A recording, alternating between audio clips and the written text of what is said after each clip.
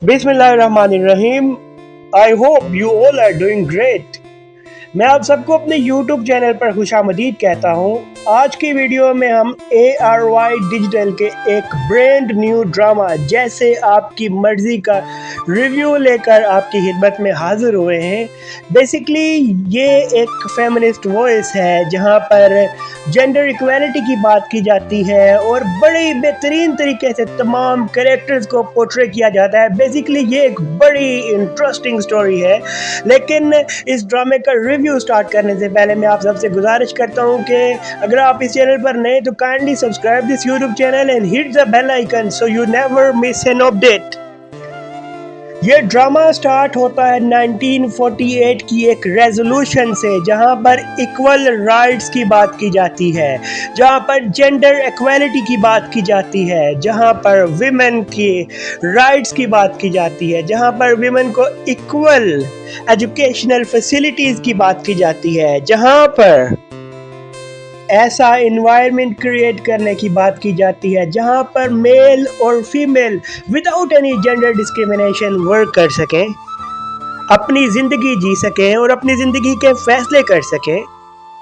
इस ड्रामा के अंदर भी एज यूजुअल विमेन की वर्किंग क्लास को प्रेजेंट किया गया है। दो ख़ानदान हैं जहां की लड़कियां जो है वो सेल्फ डिपेंडेंसी की तरफ जा रही हैं। एक लड़की का नाम है अलीज़े एंड दूसरी लड़की का नाम है नताशा। दोनों ख़ानदानों की बड़ी बहनें हैं, यानी कि अपने ख़ानदान के अंदर सबसे बड़ी बेटियां हैं।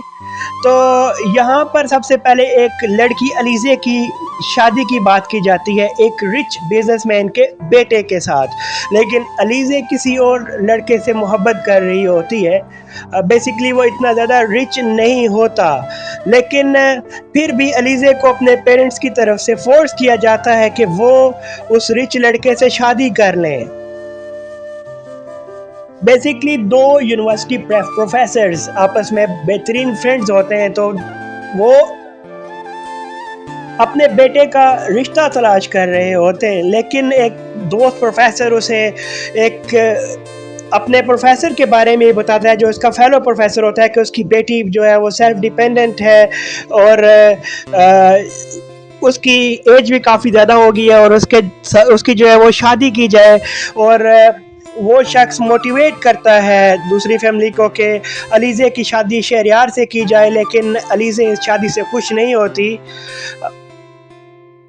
अलीज़े एक और लड़के सुलेमान को जो है वो लाइक करती है।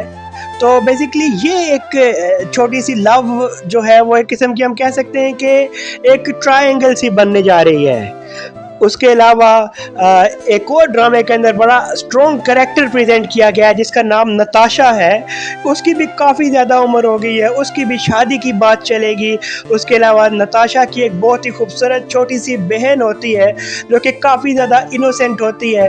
फैंटेसी वर्ल्ड में वो रहती है, इमेजिनेटिव दुनिया के अंदर रहती है।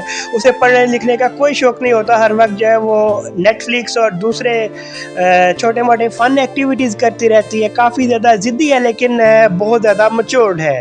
तो ये बेसिकली जैसे आपकी मर्जी वंस अगेन एक फेमिनिस्ट वॉइस है। यहाँ पर जेंडर इक्वालिटी की बात की जाती है, लेकिन यहाँ पर लव ट्रायंगल भी है। यहाँ पर लोगों की मर्ज़ी को जो है वो फोकस किया गया है कि लोगों की मर्ज़ी का ख्याल रखना चाहिए। जब भी कोई रिलेशनशिप बनाया जाए तो तमाम लोगों की मर्ज़ी का जो है वो ख्याल रखा जाए। इस ड्रामे का जो है वो मेन मकसद है। बेसिकली फेमिनिज्म एक मूवमेंट है जो कि इक्वालिटी की बात करती है।